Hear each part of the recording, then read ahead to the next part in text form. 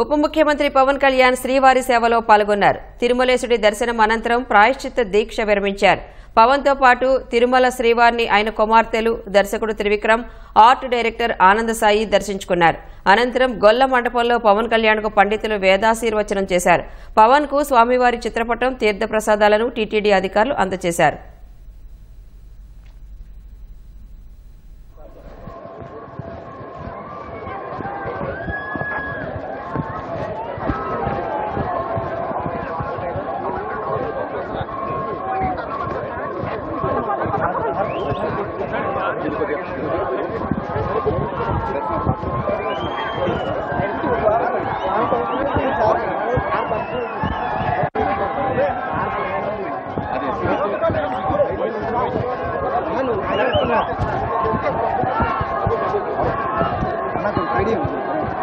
Side